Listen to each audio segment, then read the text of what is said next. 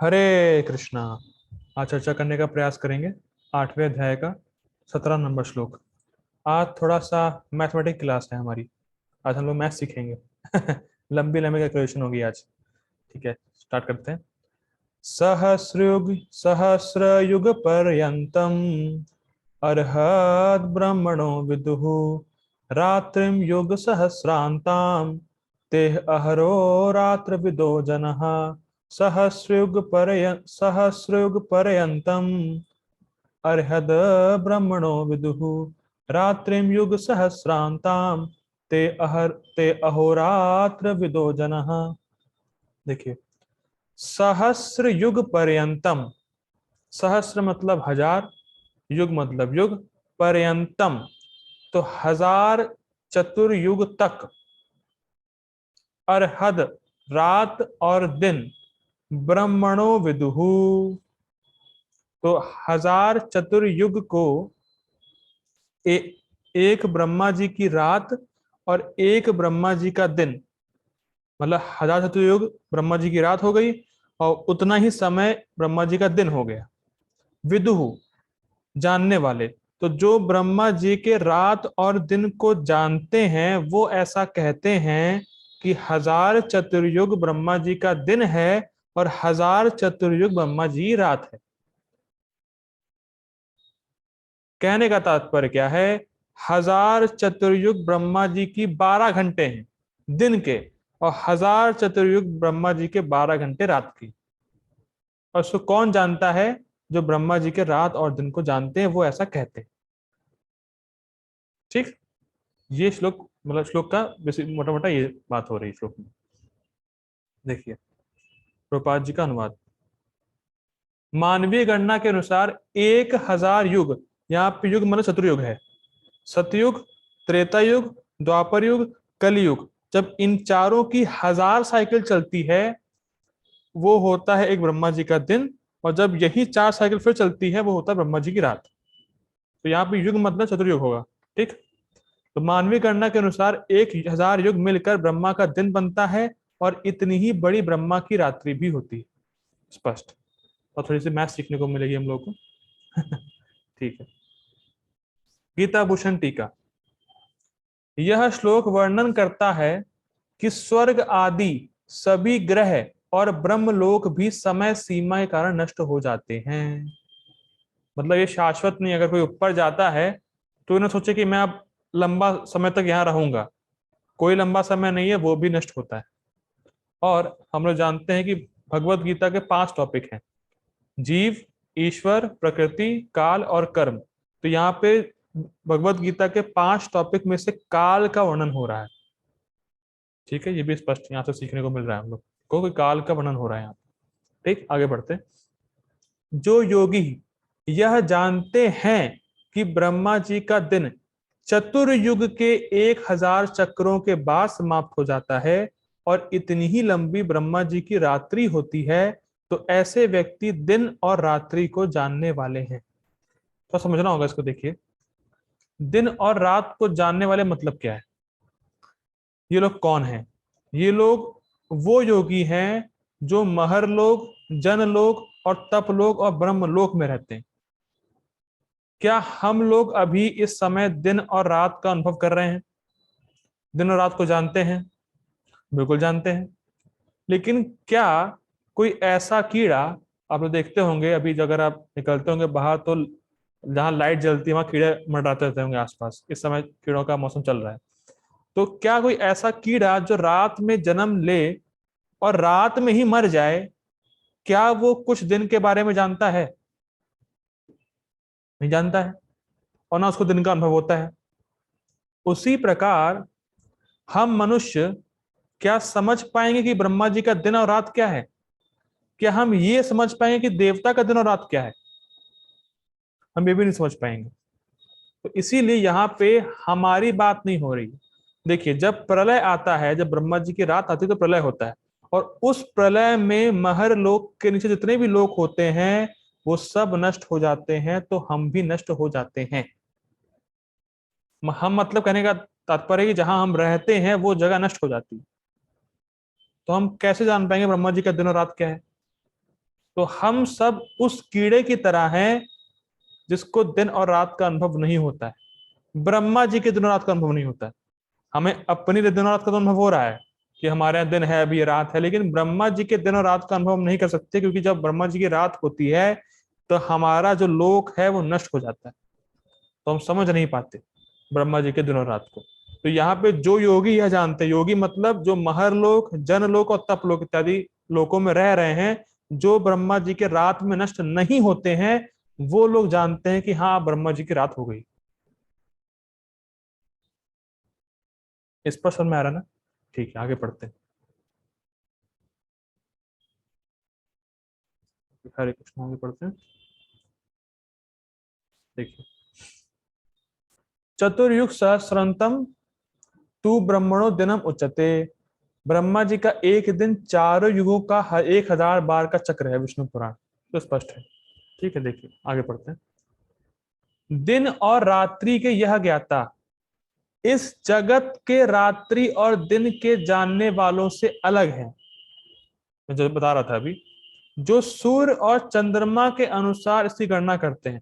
तो अभी हम लोग सूर्य और चंद्रमा के हिसाब से दिन और रात को देख रहे हैं, लेकिन हमारी तरह वो लोग नहीं है जो ब्रह्मा जी के दिन और रात को जानते हैं, वो अलग है। यहाँ ज्ञाता अर्थात महरलोक आदि में उच्चतर लोकों में रहने वाले लोग हैं, क्योंकि वे ही ब्रह्मा जी की रात्रि और दिन का अनुभव कर पाते हैं, क्योंकि बाकी लोग तो पहले ही समाप्त हो गए ना, तो क्या ब्रह्मा जी के दिन और रात का अनुभव कर पाएंगे? वो तो पहले ही नहीं है। तो महरलोक के ऊपर वाले जो लोग हैं, वहां जो लोग रहते हैं, वो ब्रह्मा जी के दिन और रात का अनुभव कर पाते हैं। बाकी जब ब्रह्मा जी की रात आती है, तो जितने भी लोग हैं महरलोक के नीचे जहां पे हम लोग रहते हैं, ये सब कुछ नष्ट हो जाता है। ठीक, तो महरलोक, जनलोक, तपलोक और ब्रह्मलोक, इन 4 लोकों में जो लोग रहते हैं वो ब्रह्मा जी के दिन और रात का अनुभव कर पाते हैं। ठीक, स्पष्ट है, आगे बढ़ते हैं। थोड़ी मैथ सीखने को मिलती है यहाँ पे, देखिए।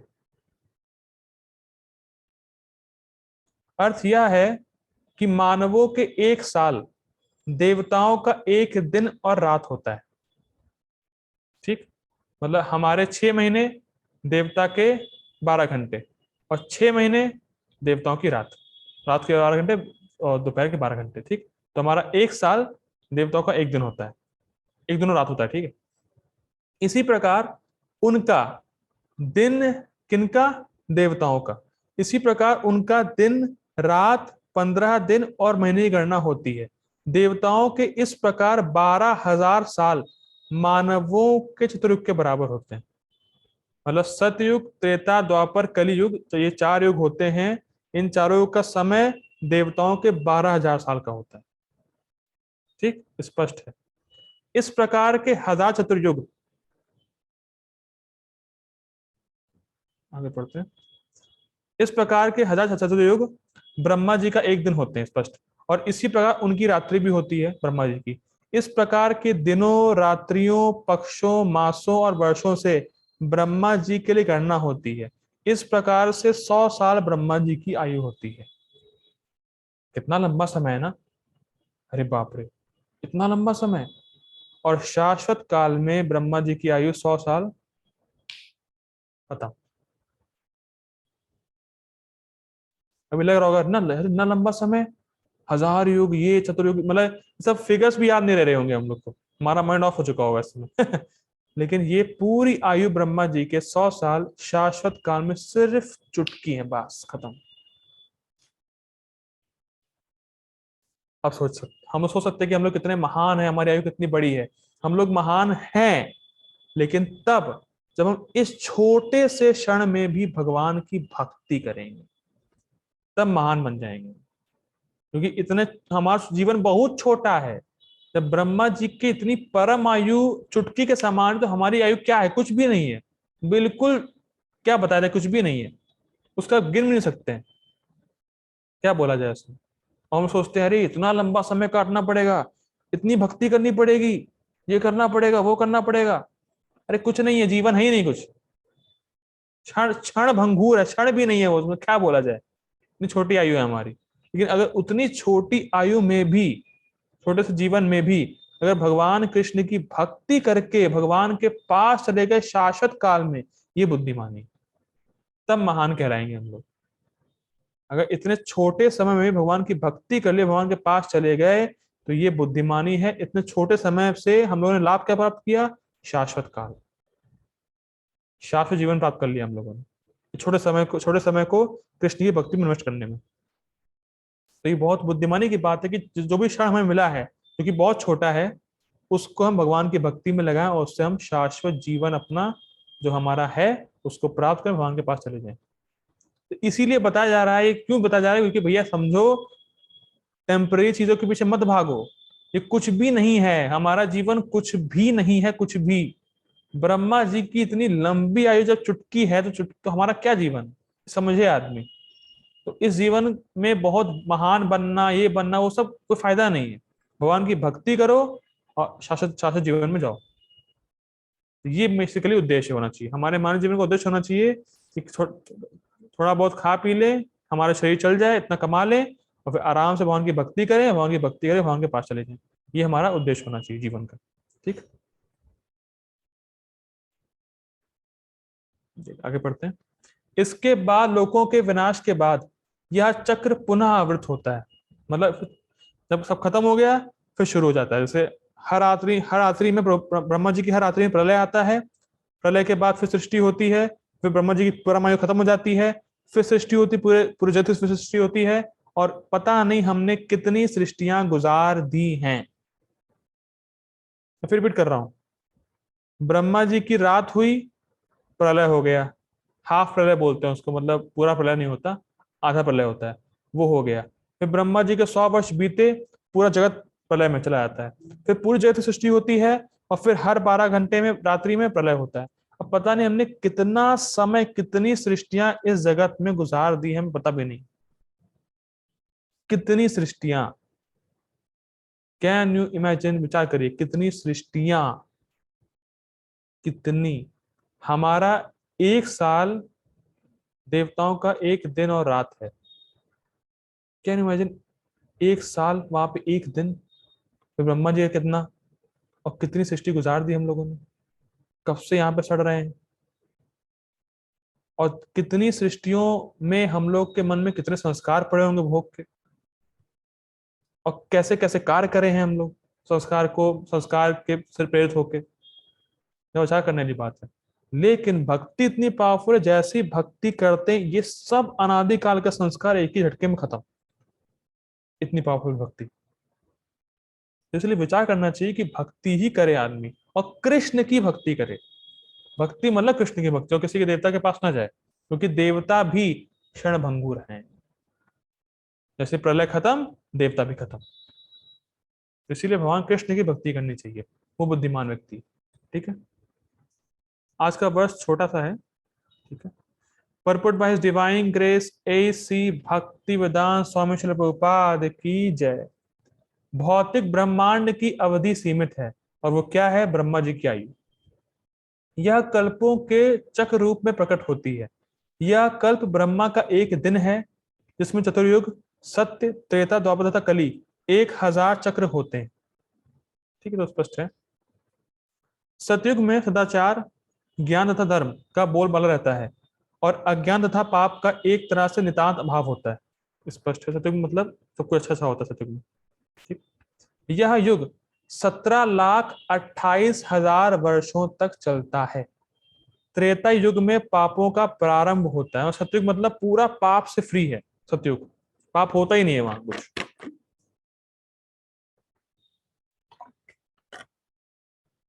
त्रेता युग में पापों का प्रारंभ होता है, और यह युग 12,96,000 वर्षों तक चलता है। द्वापर युग में सदाचार तथा धर्म का ह्रास होता है, और पाप बढ़ते हैं।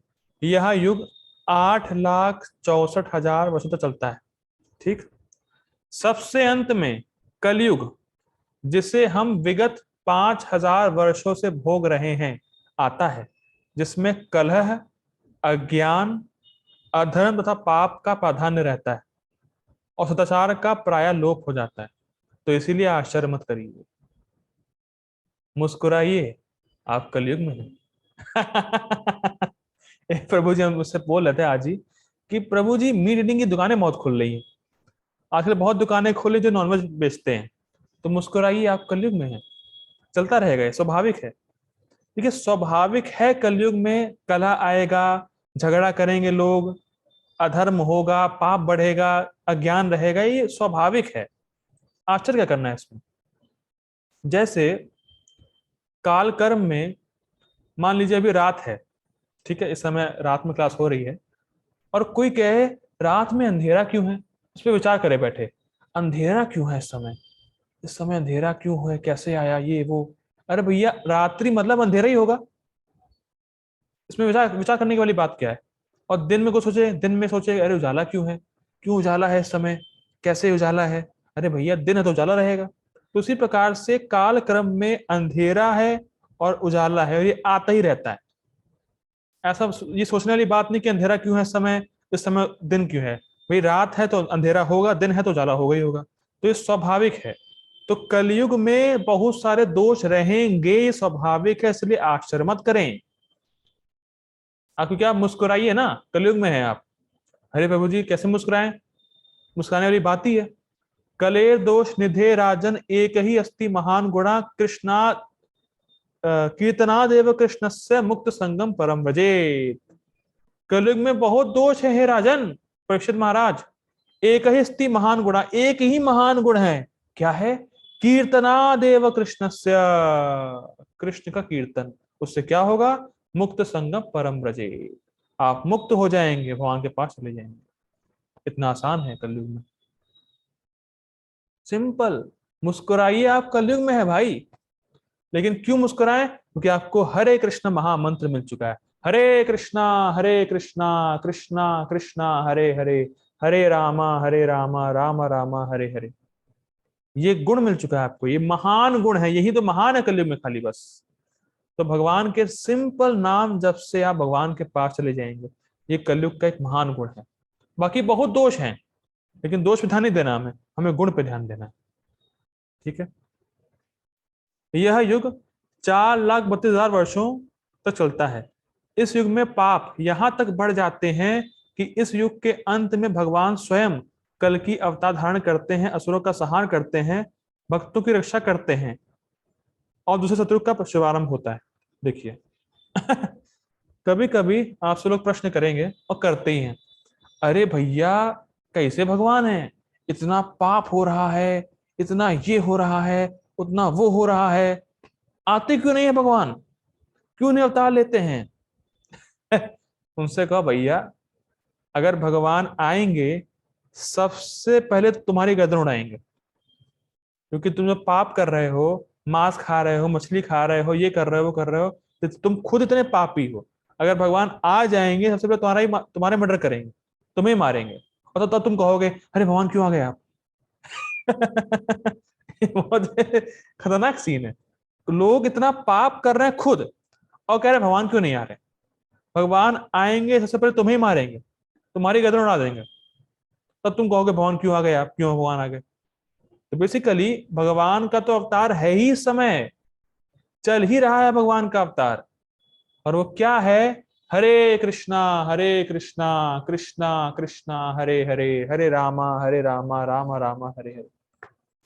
कली काले नाम रूपे कृष्ण अवतार, कली काल में भगवान का नाम ही भगवान का अवतार है, वो तुम लोग हैं नहीं। तुम्हें चाहिए कि भगवान दिखे सामने, और दिखेंगे तो मार देंगे तुम्हें। तुम पापी हो। तो इसीलिए इस समय हरि नाम चल रहा है, हरि नाम ले लो और बच जाओ, क्योंकि अगर हरि नाम लेके बचे नहीं तो भगवान तो फिर आएंगे ही, उड़ा देंगे तुम्हें।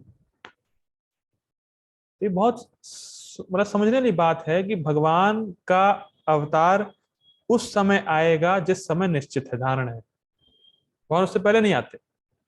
और ये नहीं कह सकते कि आ नहीं सकते, आ सकते हैं, लेकिन जब उनका मन होता तभी वो आते हैं। जिस समय जिस परिस्थिति पे जो आवश्यक है भगवान वो करने आते हैं। लेकिन इस समय भगवान का नाम ही भगवान का अवतार है। भगवान का नाम ही हमारे जो अंदर की प्रवृत्तियां हैं, दुष्ट प्रवृत्तियां, जो कि हमारे मूल कारण है पाप करने का, उसको नष्ट करती है। तो इसीलिए ये बहुत बहुत कृपा है कृष्ण की, कि चैतन्य महाप्रभु की बहुत कृपा है कि उन्होंने हमें आके हरे कृष्ण महामंत्र दिया, जिससे कि हमारी पाप करने की प्रवृत्तियां वो समाप्त हो सके। ठीक है, वो कृपा है। आगे पढ़ते हैं। इस तरह यह क्रिया निरंतर चलती रहती है। ये चारों युगों, सॉरी माफ कीजिएगा, ये चारों युग एक सहस्त्र चक्र कर लेने पर ब्रह्मा के एक दिन के तुल्य होते हैं, मतलब 1000 बार घूमता है वो। इतने ही वर्षों की उनकी रात्रि होती है। ब्रह्मा के ये 100 वर्ष गणना के अनुसार पृथ्वी के, अरे भैया क्या लिखा है, कितने साल लिखे हैं, ये तो दिख नहीं रहा है, पढ़ने में नहीं आ रहा है। और ये क्या है, बस इतना बड़ा जो लिखा है नंबर, ये क्या है, चुटकी। तो हमारे आयु क्या है इसमें, अगर आप डिवाइड करेंगे अपनी आयु को इससे, तो फिर तो समझ में आएगा कितना महत्व है हमारा। हमारी आयु बहुत लंबी क्यों नहीं। तो ये क्या है, पढ़ने में नहीं आ रहा मुझे, तो क्या है, कितना कितना पढ़ेंगे इसको। मैथ्स फेल हो गई, वही कह रहा था मैं, मैथ्स की क्लास है आज हमारी। इसको शायद ये है 311 ट्रिलियन 40 बिलियन ईयर्स, इसको इतना बोलते हैं। 311 trillion 40 billion years Brahma ji जीते हैं। और ये आश्चर्य है, भगवान का ऐश्वर्य कितना अद्भुत है, ये भगवान की खाली, खत्म, ये महाविष्णु की एक सांस का समय है। बस सांस लिया, सांस छोड़ा, इतना लंबा सांस चलती है, फिर वो सांस लेते हैं इतने समय के बाद। तो महाविष्णु के प्राणायाम का समय लिखा है कि महाविष्णु एक बार सांस छोड़ते हैं और लेते हैं इतने समय बाद। ये है भगवान का अद्भुत ऐश्वर्य। इसीलिए कहा था मैथ्स की क्लास है। आगे बढ़ते हैं। इंटरेस्टिंग है, देखिए कितनी सुंदर बात है। अब सोचिए अनादिकाल क्या है कि इसी गणना आप कर नहीं सकते हैं। आप इसी गणना में नहीं कर सकते कि क्या लिखा है ये। तो अनादिकाल का धारण कर पाना, अनादिकाल का क्या मतलब है, और अनादिकाल से फंसे का मतलब क्या है, ये समझ नहीं पाते। बहुत इंटरेस्टिंग है, बहुत सुंदर बात। ठीक है, आगे पढ़ते हैं। इन गण अब देखिए पापा जी इसी बात कोट करेंगे। इन गणनाओं से ब्रह्मा की आयु अत्यंत विचित्र तथा ना समाप्त होने वाली लगती है। लगता है कि अरे कितना लंबा समय, कभी समाप्त ही नहीं होगा। किंतु देखिए क्या सुंदर बात, किंतु नित्यता की दृष्टि से यह बिजली की चमक जैसी अल्प है। बिजली चमकी, खत्म, उतनी है बस ये आयु। लगता है कभी समाप्त ही नहीं होगी, इतना लंबा जीते हैं ब्रह्मा जी। लेकिन ब्रह्मा जी खुद कहते हैं कि शाश्वत काल में चुटकी के समान मेरी आयु है। अब और प्रोपाल जी लिख रहे हैं कि नित्यता के हिसाब से जैसे बिजली चमकती है बादलों में, आकाश में चमकती है बिजली, चमकी क्षण भर के लिए तुरंत खत्म, वैसी आयु है, वैसी ही आयु है। ब्रह्मा जी की आयु ये है भाई। तो हमारी कहाँ, हमारी तो आती नहीं है, रेंज में नहीं आएगी, इतने हम लोग गिरे हुए हैं। आयु ही नहीं आएगी हमारी गणना में, बताओ। सोचते हैं 70 साल इतना लंबा जीना है, 80 साल जीना है, ये जीना है, अरे कुछ नहीं जीना है, क्या जीना, कुछ है ही नहीं है, कुछ भी नहीं है ये आयु। तो इसीलिए छोटे क्षण में अगर भक्ति कर ली जाए, तो ये छोटा क्षण ही शाश्वत काल के रूप में परिवर्तित हो जाता है। ये समझने वाली बात है कि आपका छोटा सा क्षण अगर भगवान कृष्ण की भक्ति में लगा दिया, तो ये छोटा क्षण ही शाश्वत काल बन जाएगा। ये बुद्धिमानी। तो बहुत सुंदर बात इस जगह भागवतम में आती है एक स्थान पे, अगर भक्त कोई कुछ भी ना करे, अगर कुछ भी करने का सामर्थ्य भक्त में नहीं है और वो कुछ ना करे, केवल छोटे से छोटा क्षण जो उसको मिला है, छोटा क्षण जो मिला है, जीवन उसको मिला है, इस छोटे क्षण में अगर वो भगवान के बारे में प्रचुर मात्रा में सुनता रहे बस, तो भगवान को प्राप्त कर लेगा। कुछ ना करे, कुछ भी सामर्थ्य नहीं है, कोई बात नहीं, अगर इस छोटे क्षण के जीवन में उसने भगवान के बारे में बहुत सुना है, प्रचुर मात्रा में सुना है, तो बस सुनने से भगवान की प्राप्ति कर लेगा वो। सिर्फ सुनने से, सिर्फ सुनने से। और हम लोग श्रवण को महत्व देते ही नहीं है इतना। भागवतम की बात है ये, सिर्फ भक्त सुनता रहे भगवान के बारे में जीवन में, सुनने से, सिर्फ सुनने से भगवान की प्राप्ति होगी। जबरदस्त। इसीलिए देखिए, हमारा क्षण बहुत छोटा सा जीवन है, उसमें भी 1 घंटा गीता क्लास, उसमें भी कोई नहीं आए तो कैसे काम बनेगा भाई? ये सोचिए ना, हमारा जीवन क्षण भंगुर, उसमें भी 1 घंटा गीता क्लास, उसमें भी नहीं आ रहे हो तो कैसे काम चलेगा? इसीलिए गीता क्लास में जरूर आना चाहिए, क्योंकि कम से कम कुछ तो दिन भर में भगवान के बारे में हम सुन रहे हैं, और बस ये सुनना ही एक दिन भगवान की प्राप्ति कराएगा। इसलिए बहुत जरूरी है कि श्रवण हम नित्य रूप से डेली करें भगवान के बारे में, बहुत जरूरी है। अब तो हम समझ आएंगे भगवान के बारे में, और जब भगवान के बारे में समझ गया, भगवान के पास चला जाता है वो। ठीक, आगे पढ़ते हैं।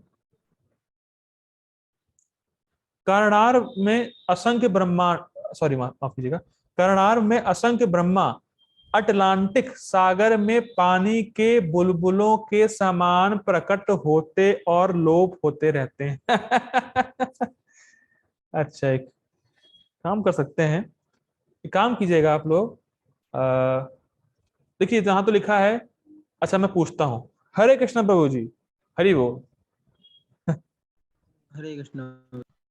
प्रभु जी, अटलांटिक ओशन में कितने बुलबुले होते हैं? गिन पाना मुश्किल है, अच्छा, मतलब नहीं गिन पाएंगे। उनकी वैल्यू क्या है? कितने नंबर ऑफ ड्रॉप्स? मतलब बुलबुले उठे तो क्या वैल्यू है उनकी? कोई वैल्यू है? कुछ नहीं, कुछ वैल्यू कुछ नहीं। नहीं, ओके ठीक है। कुछ नहीं है। देखिए, बहुत बहुत सुंदर बात गोपा जी लिख रहे हैं। देखिए, अटलांटिक क्वेश्चन को तो आप भूल जाइए, आप एक गिलास लीजिए पानी का, उसमें जो बुलबुले उठते हैं उसकी क्या वैल्यू है बताइए? अगर आप पानी का गिलास लें, पानी भर दें गिलास में, और बुलबुले बनाए, तो क्या वैल्यू है उस बुलबुले की?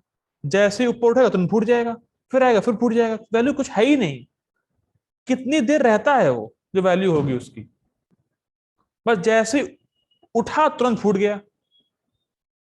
और ये है ब्रह्मा जी की रियलिटी। फिर रिपीट कर रहा हूं, ये है ब्रह्मा जी की रियलिटी। ब्रह्मा जी का जो ब्रह्मांड है, वो कारण कारण सागर जो, जहां में महाविष्णु है, महाविष्णु के रेस्पेक्ट में ब्रह्मा जी का ब्रह्मांड एक बुलबुला है बस। बुलबुला जैसे बनता है तो फूट जाता है महाविष्णु के रेस्पेक्ट में। तो जब ब्रह्मा जी का जीवन एक बुलबुला है, तो हमारा तो यार फिर क्या बताया जाए, कुछ समझ में ही नहीं आ रहा है क्या शब्द बोले जाए। ऐसा है, समझ लीजिए। और अगर उसी जीवन को अगर पूरी तरह कृष्ण को समर्पित कर दिया, कृष्ण की भक्ति को समर्पित कर दिया, तो कितना बड़ा लाभ हम प्राप्त कर सकते हैं, कुछ कल्पना नहीं। शाश्वत काल को प्राप्त कर सकते हैं। कभी कभी लोग प्रश्न करते हैं, कहते हैं कि अरे देखो मेरा बेटा ब्रह्मचारी बन गया। अरे भी ब्रह्मचारी बना है एक सेकंड के लिए बना है खाली, बस। वो ब्रह्मचारी 1 सेकंड के लिए बना है बस, और कुछ नहीं बना है वो। भाई पूरा जीवन अगर देखा है तो 1 सेकंड भी नहीं है, तो उसके लिए बस उतने ही समय के लिए ब्रह्मचारी बना है, बस खत्म। टेंशन काहे ले रहे हैं आप? फिर रिपीट कर रहा हूं, भैया आपका बेटा ब्रह्मचारी बना, लेकिन 1 सेकंड के लिए बना है ना। समस्या क्या है उसकी? समस्या क्या है आपको फिर? मान लीजिए कोई वहां जाए, क्या कहते हैं, मान लीजिए किसी कॉलेज में किसी का एडमिशन हो गया, और 1 सेकंड के लिए हुआ, तो क्या समस्या है? तो दिक्कत थोड़ी ना, 1 सेकंड के लिए, एक सेकंड के लिए जाएगा कॉलेज में, फिर वापस आ जाएगा। तो वैसे ही ब्रह्मचारी बना है 1 सेकंड के लिए, लेकिन वो बन तो गया 1 सेकंड के लिए, फिर आप सबको लेके जाएगा भगवान के पास। क्यों नहीं देख रहे आप? अगर कोई व्यक्ति, देखिए ब्रह्मचारी की बात नहीं हो रही, मान लीजिए कोई व्यक्ति भी अपना जीवन कृष्ण को समर्पित किया है, उसका जीवन क्या है? कुछ नहीं है। हम देख ही रहे हैं, कुछ भी नहीं है। अगर उसे समर्पित कर दिया, तो उसका तो उद्धार होगा ही होगा, साथ में उसके सारे परिवार वालों का 21 पीढ़ियों का उद्धार होगा। तो कितना महान कार्य कर रहा है वो पुत्र को हम कल्पना नहीं कर सकते। इसने कृष्ण को समर्पित किया अपना जीवन। ये गृहस्थी में रह के भी भक्ति हो सकती है, लेकिन मुख्य कार्य है श्रवण और कीर्तन। तो श्रवण और कीर्तन के पीछे जितने भी कार्य होते हैं, वो भक्ति बनते हैं। मान लीजिए मैं लैपटॉप ले आऊं और वेब कैम ले आऊं, माइक ले आऊं, पर क्लास ना करूं, तो भक्ति नहीं है वो। लैपटॉप लाना वेब कैम लाना, ये भक्ति नहीं है। लेकिन अगर मैं ला के क्लास दे रहा हूँ, आप लोग सुन रहे हैं, तो फिर ये सब भक्ति बन जाता है। लैपटॉप का लाना, वेब कैम लगाना, माइक लगाना, सब भक्ति है फिर। सब कुछ भक्ति, जो श्रवण कीर्तन में जो भी कार्य लगते हैं वो सब भक्ति कहलाते हैं। ठीक है, आगे पढ़ते हैं। ठीक है। ब्रह्मा तथा उनकी सृष्टि भौतिक ब्रह्मांड के अंग हैं, फलस्वरूप निरंतर परिवर्तित होते रहते हैं।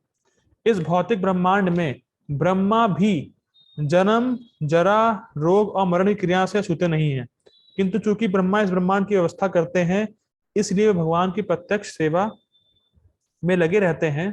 फलस्वरूप उन्हें तुरंत मुक्ति प्राप्त हो जाती है। मतलब ब्रह्मांड प्रलय हुआ, वो भगवान के धाम चले गए। यहाँ तक कि सिद्ध सन्यासियों को भी ब्रह्मलोक भेजा जाता है, जो इस ब्रह्मांड का सर्वोच्च लोक है। किंतु काल क्रम से ब्रह्मा तथा ब्रह्मलोक के सारे वासी प्रकृति के नियम अनुसार मरणशील होते हैं। कहने का तात्पर्य क्या है कि ब्रह्मा जी को मृत्यु देखनी पड़ती, भले उनका जीवन काल बहुत लंबा हो, लेकिन फिर भी मृत्यु है।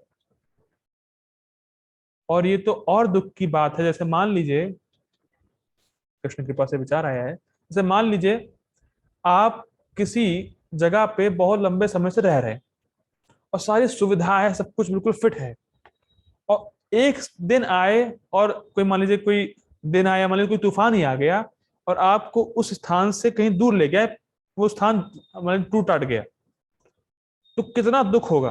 देखिए, जो आदमी बराबर जगह बदल रहा है उसको तो दुख नहीं होगा, लेकिन जो एक जगह रह रहा है, बहुत लंबे समय से रह रहा है, अगर उस स्थान को छोड़ना पड़ेगा तो और अधिक दुख होता है। अगर ग्रहण कर पा रहे हैं, मान लीजिए कोई व्यक्ति 20-25 साल से एक जगह रह रहा है, उसका घर वहीं पर है, और मान लीजिए उसको ट्रांसफर करना पड़ गया, कहीं और जाना पड़ गया, उसको दुख होता है। अरे यहाँ ठीक तो थे, सब सही तो चल रहा था, अब दोबारा दूसरी जगह जाना पड़ रहा है। तो इसी प्रकार से लंबा समय रहते हैं और जब उसको छोड़ते हैं तो और दुख होता है। ग्रहण कर पा रहे हैं इस बात को। इसी प्रकार से ब्रह्मा जी को जब मृत्यु होती है, जब उनको छोड़ना पड़ता है, तो उनको और दुख होता होगा, ऐसा अनुमान लगा सकते हैं। लेकिन यहाँ पे लिखा भी है कि जब ब्रह्मा जी होते हैं वो तुरंत मुक्ति प्राप्त कर लेते हैं, तो कोई डाउट नहीं है। लेकिन मैंने सुना है ऐसा कि जो ब्रह्मा भक्ति नहीं करता है उसको नीचे करना पड़ता है, तो जो भक्ति करता है वो वापस वहां के दम चला जाता है। तो अभी कल उन्होंने पढ़ा था इस टीका को। ठीक है, तुम लोग तो बेसिकली उन्होंने आज सीखा ये है कि हमारा जीवन कुछ भी नहीं है, तो don't feel very much proud कि हम बहुत महान हैं। अब बहुत पफ्ड अप हो जाए आप लोग कि अरे बहुत महान है ये वो, आराम से रहूंगा, मैं भक्ति नहीं करूंगा, तो भैया आप कुछ भी नहीं है, तुरंत भगा दिए जाएंगे प्रकृति के द्वारा। तो बेसिकली हमें अपना छोटा सा जीवन को, जो कि बहुत छोटा है, उसको सही जगह लगा के अपने जीवन को शासित करना है। ये बेसिकली सीखा हम लोगों ने आज, कि छोटे से जीवन को अगर छोटे से जीवन में अगर आप भक्ति कर ले होंगे, भगवान को समर्पित कर देंगे अपना जीवन, तो फिर उसी क्षण को हम अपना शाश्वत काल बना सकते हैं। तो इतनी बड़ी अपॉर्चुनिटी हमें मिल रखी है, और कलयुग है तो कोई दिक्कत ही नहीं है। एक ही काम करना है आपको, हरे कृष्णा कृष्णा कृष्णा हरे हरे, हरे राम राम राम हरे हरे। कलयुग चल रहा है, मुस्कुराइए, आप कलयुग में है, एक काम करना, भगवान का नाम लेना है, भगवान के नाम की प्राप्ति हो जाएगी आपको। ठीक है, हरे कृष्ण, कल मिलते हैं। सदगुरु श्रील प्रभुपाद की जय, भगवद गीता की जय। हरे कृष्ण।